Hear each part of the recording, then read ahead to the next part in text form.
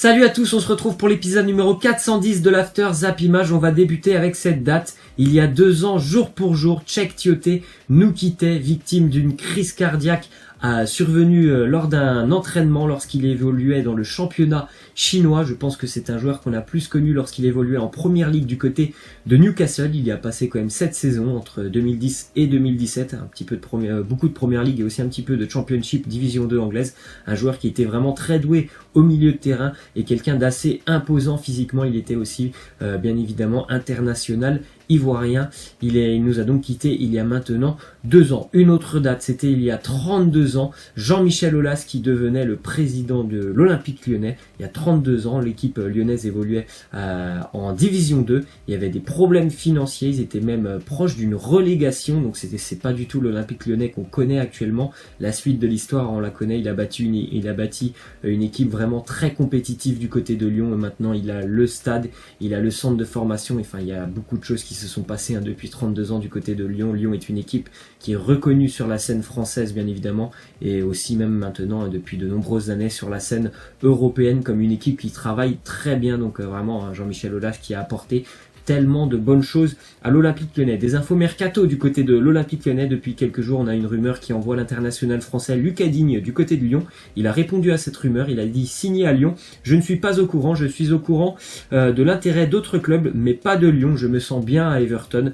J'ai pu jouer tous les matchs, on a fait une saison exceptionnelle et un projet est en cours. Le club va encore investir. C'est vrai qu'il a fait une très bonne saison. On l'avait vu depuis de nombreuses années plutôt en difficulté, Lucas Digne, et là cette année, ça a été vraiment une révélation pour lui, je pense, parce que voilà, il s'est senti très bien tout de suite dans l'effectif des Toffees d'Everton. Ça s'est très bien passé pour lui, c'est un titulaire indiscutable. Il a marqué aussi pas mal de buts pour un défenseur, c'est quand même plutôt pas mal.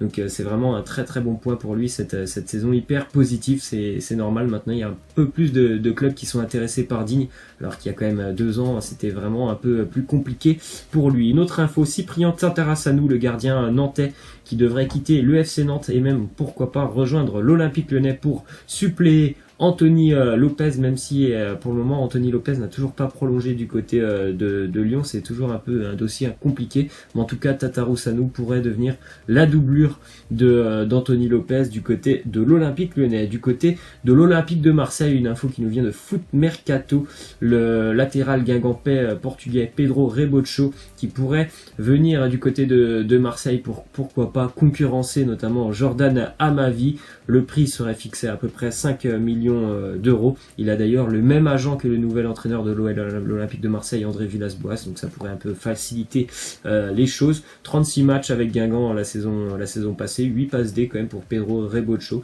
C'est quelqu'un de qualité. Après voilà, je pense que pour les supporters marseillais qui espèrent certainement des grandes stars, c'est sûr que c'est pas un nom qui, on va dire, clinquant. Ensuite, une autre info du côté du Paris Saint-Germain, Leonardo qui est proche de faire son retour au Paris Saint-Germain. On sait qu'il a quitté le Milan il y a à peu près une quinzaine de jours. Je pense qu'il pourrait revenir du côté de Paris et avoir une place au sein de l'organigramme du Paris Saint-Germain. Une autre info, 2 clubs sont toujours sur le dossier Mathys de Ligt, le Paris Saint-Germain et le Barça. On peut maintenant, je pense, dire que Manchester United est bel et bien écarté de ce dossier.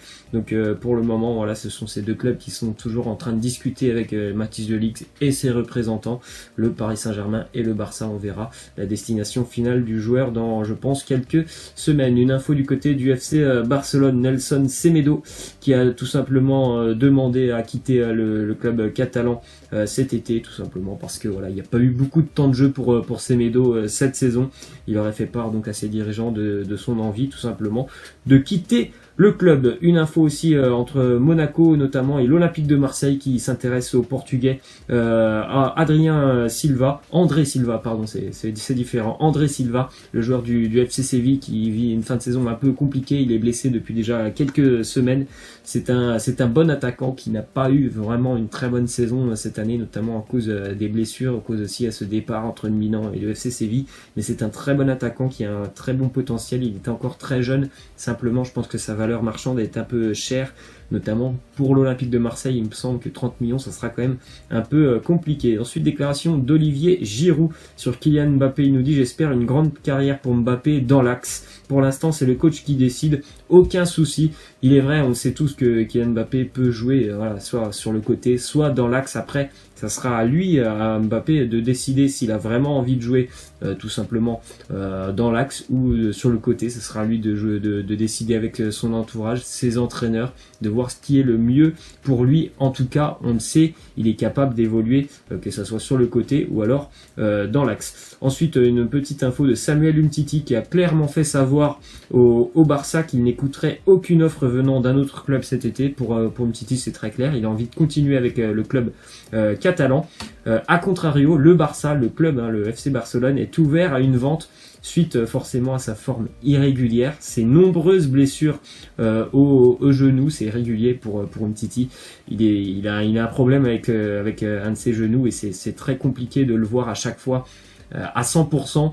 On a toujours peur qu'il rechute du côté du Barça. C'est pour ça qu'on pense à une éventualité tout simplement d'un départ pour Umtiti. Ensuite, une info qui nous vient de Major League Soccer, le club de David Beckham, le club de Miami, qui a l'Inter de Miami, qui aurait fait une offre à Luis Suarez, l'attaquant uruguayen, pour le convaincre de les rejoindre en Major League Soccer.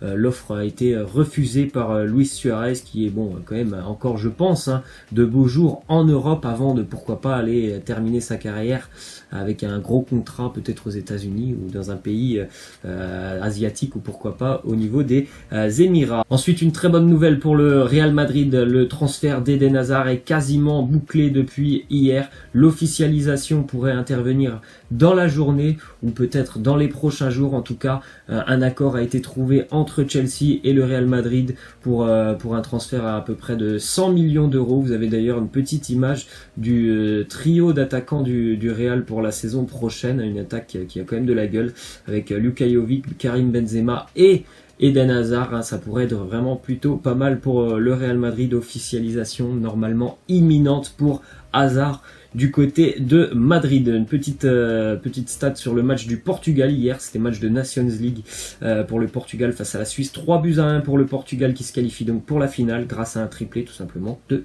Cristiano Ronaldo. Les Portugais ont été vraiment en difficulté face aux Suisses.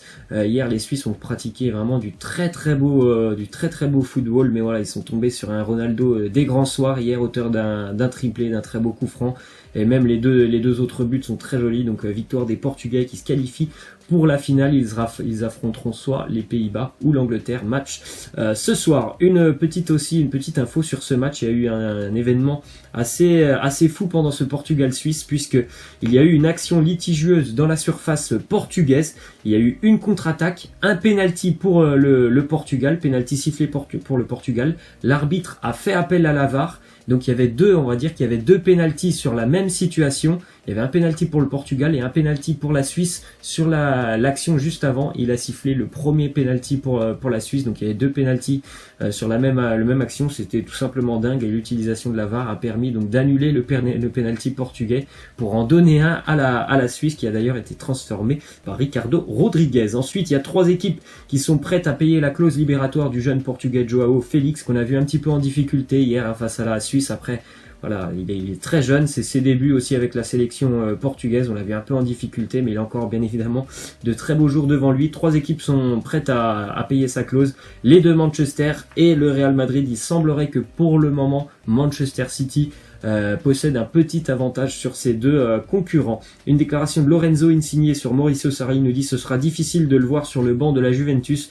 mais c'est son choix. Je suis de Naples et je sais que les Napolitains pensent de cette situation. Est-ce que ce sera une trahison pour les Napolitains? Certainement. Maurizio Sarri, l'ex-entraîneur du Napoli, entraîneur actuel de Chelsea, va vraisemblablement quitter Chelsea et on est quand même tout proche d'un accord avec la Juventus Turin. Pour le moment, ce qui bloque, c'est que la clause de 6 millions d'euros. Pour le moment, elle bloque un petit peu entre la Juve et Chelsea, mais on est tout proche d'un retour de Sarri en Italie du côté de la Juventus, et c'est vrai que la Juve et le Napoli, ce sont deux équipes qui se détestent, donc forcément ça serait vécu comme une trahison, on va dire, par les supporters napolitains. Ensuite, la Juve qui pense toujours un petit peu à Paul Pogba. Il y a eu des discussions qui ont un petit peu démarré, notamment avec son agent Mino Raiola. La Juve serait même prête à inclure, pourquoi pas, Paulo Dybala ou encore Alexandro ou Douglas Costa dans le deal avec Manchester United pour Paul Pogba. Bon, ils vont pas inclure les trois si jamais il y a un deal, mais ils penseraient quand même à inclure un de ces trois joueurs pour tenter de rapatrier Pogba en Italie.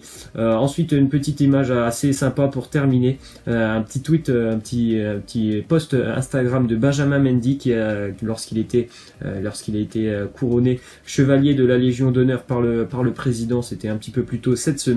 Il y a un de ses abonnés qui lui a répondu: prépare-toi, c'est l'heure d'aller à Madrid. Ce à quoi Benjamin Mendy a répondu: c'est pas moi, c'est l'autre Mendy. Voilà, il y a des gens qui ont un petit peu de mal peut-être avec les visages des joueurs de foot, ou alors ils s'y connaissent peut-être pas vraiment en foot, forcément.